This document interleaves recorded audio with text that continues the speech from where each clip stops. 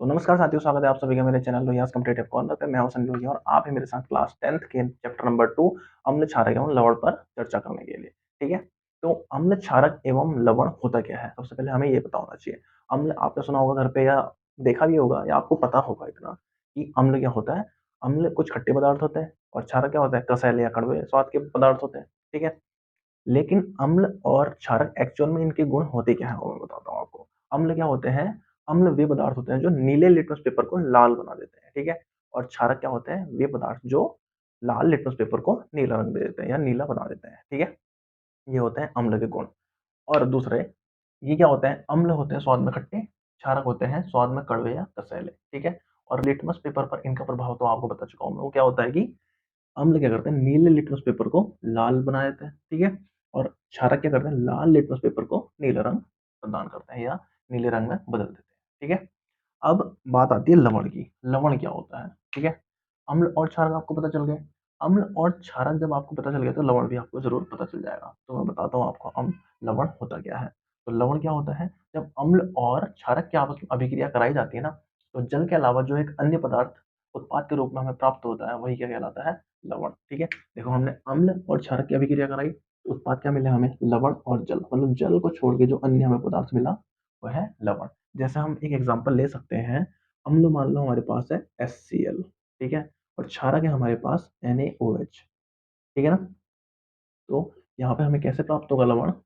अब देखो, यहाँ का जो धनात्मक हिस्सा है ना, यहाँ के ऋणात्मक हिस्से पे जाएगा। कौन है ये? ठीक है? और यहाँ का धनात्मक हिस्सा ना, इसके ऋणात्मक ऋणात्मक हिस्से पे आएगा ये। तो क्या बन जाएगा? NaCl। यही हमारा क्या है? लवण प्लस H2O, मतलब कि जल, ठीक है?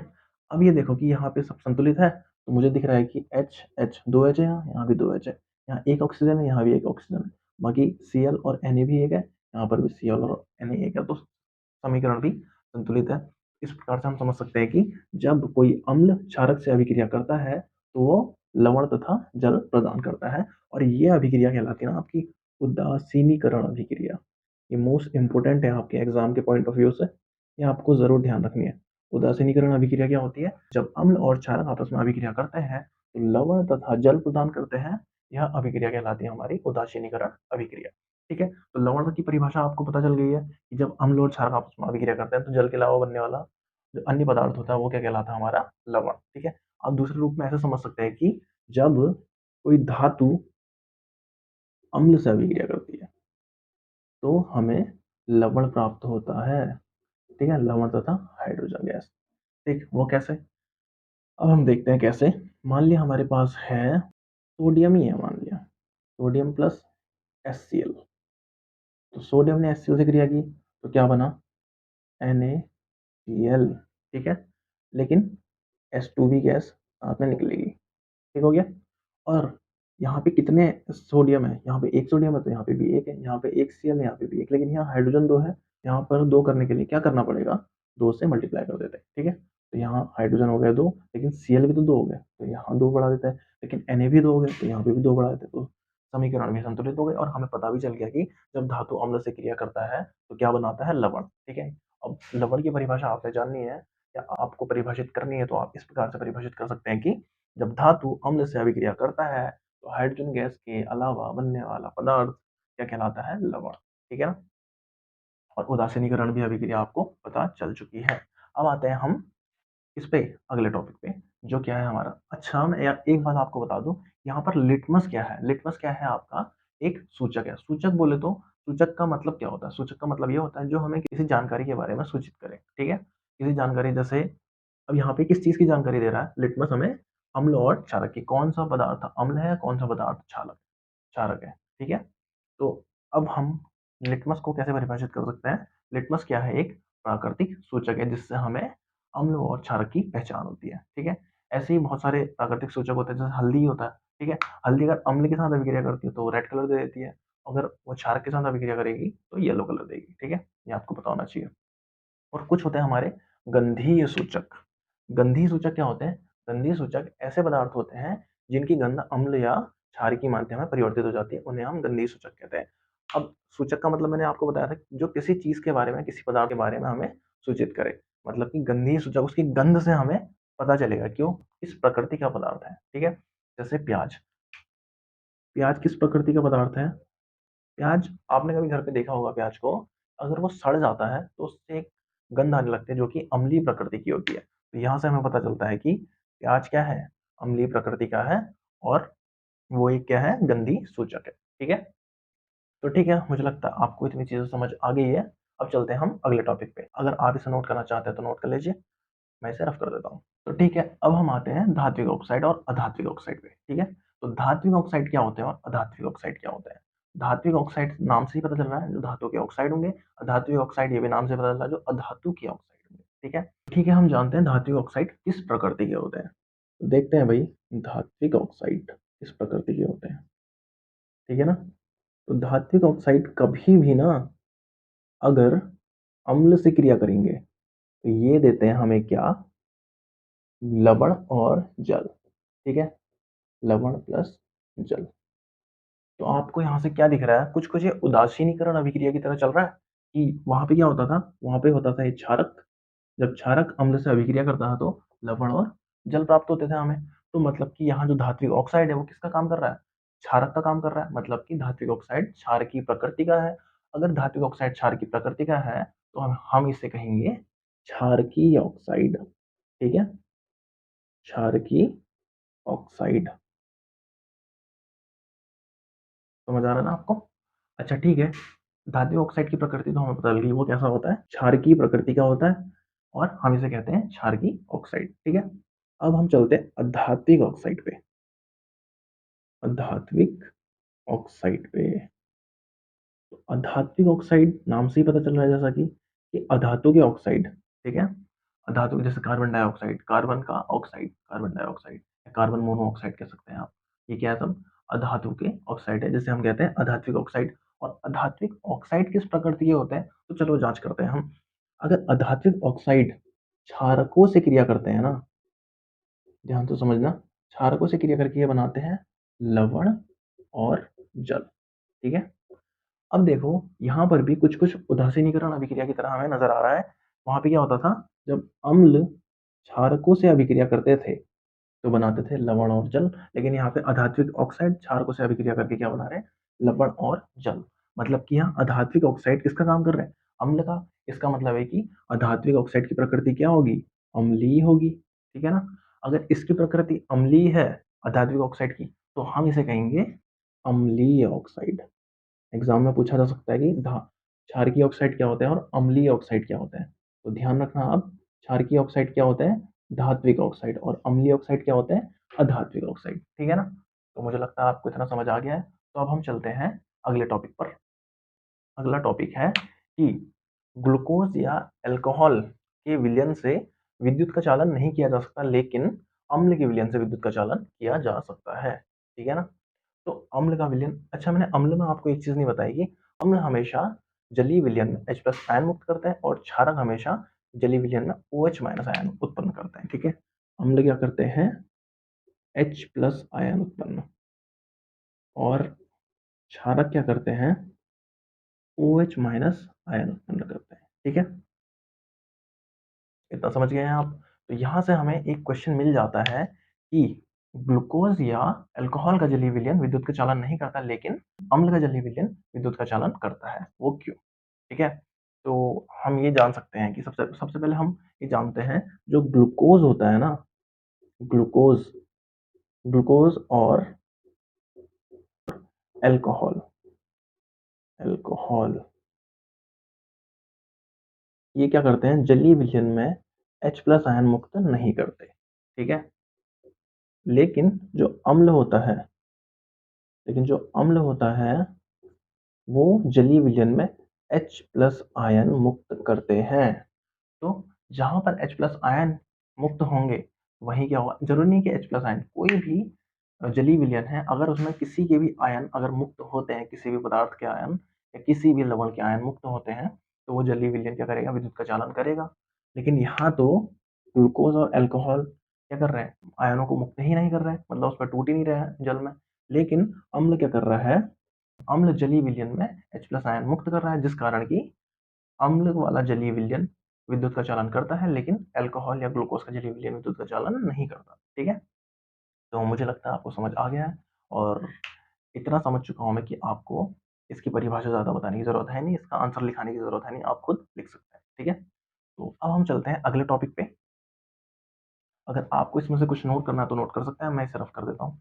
तो ठीक है, अब चलते हैं हम अगले टॉपिक पे, वो भी अम्ल और क्षारक से ही रिलेटेड है, लेकिन आपको पता हो तो ज़्यादा बेहतर है।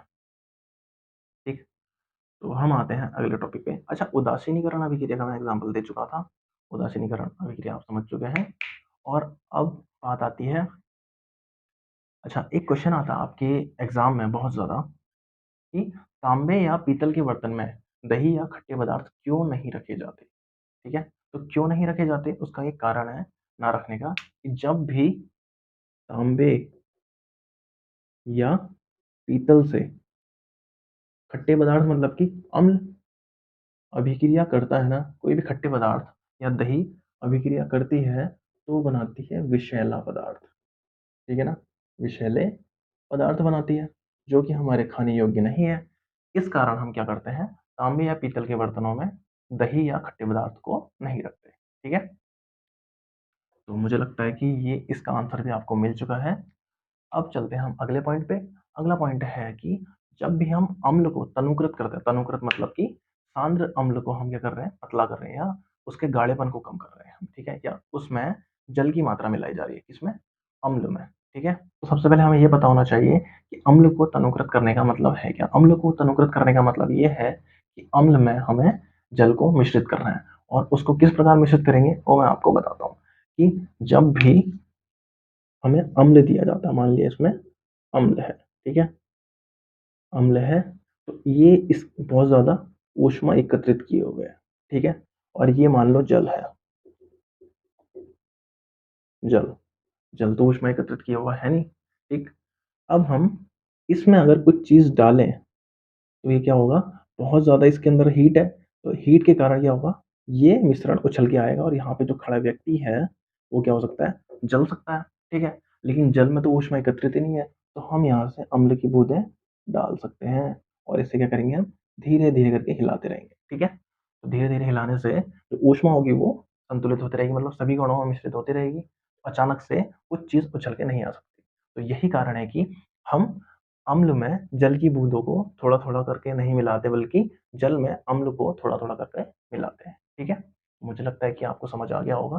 अब चलते हैं हम अगले टॉपिक पे। अब हमारा अगला टॉपिक है पीएच स्केल। तो पीएच स्केल क्या होती है? पीएच स्केल वह स्केल है जिसके द्वारा किसी भी जलीय विलयन में उपस्थित हाइड्रोजन की आयन सांद्रता को मापा जाता है। वह स्केल क्या कहलाती है? पीएच स्केल, ठीक है? मैं यहाँ पे परिभाषा के रूप में लिख देता हूँ, आप इसे नोट कर लीजिएगा। तो मैंने यहाँ पे नोट कर दिया, अगर आप नोट करना चाहते हो तो इसे नोट कर लीजिए। और पीएच स्केल मैं आपको बता दूँ, वो कुछ इस प्रकार की होती है। ये मान लो उसका मिड पॉइंट है ये उस स्केल का। यहाँ पे है 7 और ये है 0, ये है 14। पीएच स्केल में 0 से 14 तक मान होते हैं और अगर किसी भी जलीय विलयन का मान 7 है, इसका मतलब क्या है, वो उदासीन है, ठीक है? और अगर उस विलयन का मान 7 से 14 के बीच होता है, तो वहाँ पर क्या होता है, वो क्षारकीय प्रकृति का, ठीक है? क्षारकीय प्रकृति का। और अगर उसका मान 7 से 0 के बीच में है, तो वह अम्लीय प्रकृति का होगा, ठीक है? अम्लीय प्रकृति का। वो कैसे जानेंगे हम? मान लिया, मतलब कि ये कह सकते हैं आप, जितना भी पीएच का मान घटेगा, अम्लीय प्रकृति में वृद्धि होगी, ठीक है? अम्लीय प्रकृति में वृद्धि होगी उस विलयन की। और जितना भी 7 से ऊपर मान बढ़ेगा, इसका मतलब कि क्षारकीय प्रकृति में वृद्धि है, ठीक है? क्षार की प्रकृति में वृद्धि हो रही है। इतना आप समझ गए होंगे। अब मैं आपको एक मान देता हूँ, मान लिया मैंने दिया मान 6.5, ये किसी विलयन का पीएच मान है और अगर किसी विलयन का पीएच मान 6.5 है, इसका मतलब वो विलयन किस प्रकृति का है? वो है अम्लीय प्रकृति का, ठीक है? 7 से नीचे जितने भी मान हैं अम्लीय प्रकृति में, 7 से ऊपर जितने भी मान हैं वो क्षार की प्रकृति के। हाँ, ये है, अगर जिस विलयन का मान 0 है, ठीक, 7 नहीं है, 7 में उदासीन होगा, ध्यान रखना, ना तो वो अम्लीय होगा, ना वो क्षारकीय होगा। लेकिन अगर किसी विलयन का मान 0 है, 0 का मतलब वो बहुत ही ज़्यादा प्रबल अम्लीय है, किसी विलयन का मान। लेकिन 0 होता नहीं है किसी का, मान लिया 0 है, तो ये क्या होगा? प्रबल अम्लीय, ठीक है? और अगर किसी विलेन का पीएच मान 14 है, तो वो क्या होगा? प्रबल क्षारकीय, ठीक है ना? क्षारकीय। मुझे लगता है आपको समझ आ गया होगा बहुत कुछ। अगर नहीं समझ आया तो कोशिश कीजिए, जिस प्रकार से मैंने यहाँ बताया कि 7 से 14 तक अगर किसी भी विलेन का मान है, तो वो मान क्या होगा? क्षारकीय प्रकृति का। अगर 0 से 7 तक किसी विलेन का मान पीएच मान आता है, तो वो होगा अम्लीय प्रकृति का। और ये बता दूँ आपको कि जितना पीएच का मान 7 से नीचे घटता जाता है, तो उसकी अम्लीय प्रकृति उतनी ज़्यादा बढ़ती जाती है। अगर विलेन का पीएच मान 7 से ऊपर की ओर 14 तक बढ़ता है, तो उसकी क्षारकीय प्रकृति बढ़ती है, ठीक है? और 7 पर कोई भी विलेन उदासीन होता है, ठीक है? अब मैं आपको कुछ विलेन के पीएच मान बता दूँ, जो आपके लिए इम्पोर्टेंट हो सकते हैं। जैसे हमारे जो जठर ग्रंथियाँ होती हैं ना, जिनसे जठर रस निकलता है, जठर रस, उसका मान होता है 1.2, इसका पीएच मान, हाँ, ये पीएच की वैल्यू लिख रहा हूँ मैं। और नींबू के रस का पीएच मान होता है, नींबू का रस का पीएच मान होता है 2.2, ठीक है? और अगर कहूँ मैं, जल का पीएच मान होता है, इसका होता है 7। और मानव रक्त का पीएच मान होता है, मानव रक्त का पीएच मान होता है 7.4, ठीक है? मिल्क ऑफ मैग्नीशिया जिसे कहते हैं हम, MgOH का होल ट्वाइस, इसका पीएच मान होता है, मिल्क ऑफ मैग्नीशिया कहते हैं इसे। ये ध्यान रखना, कभी कभी फॉर्मूला आ जाता है मिल्क ऑफ मैग्नीशिया, ठीक है? इसका पीएच मान, मैग्नीशिया, इसका पीएच मान होता है 10, ठीक? और NaOH जिसको हम कहते हैं सोडियम हाइड्रोक्साइड, ये ऐसे कॉस्टिक सोडा भी कहते हैं। अभी आ जाता है प्रश्न, कॉस्टिक सोडा का फॉर्मूला बताइए। कॉस्टिक सोडा, इसका पीएच मान होता है 14। ये क्या है? प्रबल क्षारक है, ठीक है? तो मुझे लगता है पीएच का मान पता करने के लिए जितनी जानकारी आपको चाहिए वो मैं दे चुका हूँ।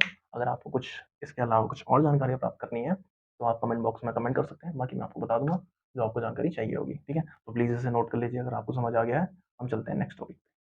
तो ठीक है, मुझे लगता है आपने नोट कर लिया होगा। तो ठीक है, एक बात बता दूँ आपको जो पीएच से रिलेटेड है। पीएच से रिलेटेड जैसे मानव शरीर, कभी-कभी प्रश्न पूछा जाता है कि मानव शरीर का पीएच मान कितना होता है, ठीक है? तो मानव शरीर का पीएच मान कुछ निश्चित नहीं होता। मानव शरीर जो कार्य करता है 7 से 7.8 के पीएच वैल्यू के रेंज में चलता है मानव शरीर, ठीक है? और जो मानव रक्त है वो तो आपको मैं बता चुका हूँ वो क्या है, 7.4, ठीक? और दूसरी एक बात है कि वर्षा को अम्लीय वर्षा कब कहते हैं? जब वर्षा का पीएच मान कितना होता है? अम्लीय वर्षा, अम्लीय वर्षा इसे तब कहेंगे जब वर्षा का पीएच मान 5.6 से कम होता है, ठीक है? ये आपको ध्यान रखना है। और हमारे दाँत कब खराब होने लगते हैं, मतलब दाँतों का क्षय कब शुरू होता है? जब दंत क्षय, दाँत कब खराब होने लगते हैं? जब दाँतों का पीएच मान 5.5 से कम हो, ठीक है? ये मेन टॉपिक, ये मेन पॉइंट आपको ज़रूर ध्यान रखने हैं, क्योंकि ये आपके किसी भी एग्ज़ाम में पूछे जा सकते हैं। ज़रूरी नहीं कि क्लास 10th में ही आए, बाकी क्लासेस या बाकी कॉम्पिटिशन के एग्ज़ाम में भी ये पूछे जा सकते हैं, ठीक है? तो मुझे लगता है आपको ये समझ आ गया। अब हम चलते हैं अगले टॉपिक पे, पीएच स्केल का यूज़। पीएच स्केल का उपयोग, पीएच स्केल का उपयोग कहाँ-कहाँ होता है भाई? सबसे पहले तो अगर हमें बगीचे या खेत की मिट्टी का पीएच वैल्यू मापन करना है, ठीक है? तो तब हम पीएच स्केल का यूज़ कर सकते हैं, क्योंकि अगर मिट्टी अम्लीय प्रकृति की होगी, पेड़-पौधे तो वैसे ही नहीं हो पाएँगे। अगर वो अधिक क्षारीय है, तो तब भी नहीं हो पाएँगे। उसके लिए क्या होना चाहिए? उदासीन से थोड़ा-सा अधिक क्षारीय होनी चाहिए मिट्टी, ठीक है? अगर पेड़-पौधे हमें उगाने हैं, तो उसके लिए हमें कितना पीएच वैल्यू चाहिए? मतलब जितना उदासीन होता है, उदासीन में भी उग जाएँगे पेड़-पौधे, लेकिन उससे थोड़ा-सा अधिक क्षारीय हो, तो हमारे पेड़-पौधे ज़्यादा अच्छे से उपज पाएँगे, ठीक है? तो हम यहाँ पे कह सकते हैं कि जो इसका पहला प्रयोग है, बगीचे लिख देते हैं, तो समझ सकते हैं आप बगीचे या खेत की मिट्टी का, मिट्टी की प्रकृति जानने में, ठीक है? प्रकृति जानने में। दूसरा, हमारे पाचन तंत्र में, हमारे पाचन तंत्र में किस प्रकार प्रयोग हो सकता है इसका? अगर हमारे पाचन तंत्र का हम पीएच वैल्यू मापें और वो आ जाए 7 से अधिक, तो बहुत ज़्यादा क्षारकीय हो जाएगा हमारा पाचन तंत्र। अगर वो 7 से कम है, तो बहुत ज़्यादा अम्लीय हो जाएगा, मतलब कि हम लोग पीएच स्केल की सहायता से पता कर सकते हैं, हमारे पाचन तंत्र में प्रकृति कैसी है, ठीक है? अब तीसरा पॉइंट है दंत क्षय में, या ये कह सकते हैं आप दाँतों के उपचार में, ठीक है? दाँतों के उपचार में। अभी-अभी हमने पढ़ा है कि जब 5.5 से पीएच वैल्यू हमारे दाँतों की कम हो जाती है, तो दाँत खराब होने लगते हैं। तो अगर हमें पता चल जाए कि पीएच वैल्यू हमारी इससे कम हो रही है, तो हम उसका उपचार करा सकते हैं, ठीक है? तो वो किससे पता करेंगे हम पीएच वैल्यू कितना है? पीएच स्केल से। इसका दाँतों का उपचार कर सकते हैं, ठीक है? पीएच स्केल से हम दाँतों का पता लगा सकते हैं कि उसकी प्रकृति कैसी हो रही है, अम्लीय हो रही है या क्षारीय हो रही है, ठीक है? तो मुझे लगता है आज के टॉपिक आपको क्लियर हो चुके हैं। तो अब मिलते हैं हम नेक्स्ट सेशन में, नेक्स्ट पार्ट के साथ। इस पार्ट में बस इतना ही। आज के लिए थैंक यू। अगर आपको वीडियो पसंद आई है तो लाइक, शेयर एंड सब्सक्राइब ज़रूर करें और अगर आपको कोई भी क्वेश्चन पूछना हो, तो प्लीज़ कमेंट बॉक्स में कमेंट कर दीजिए, ठीक है?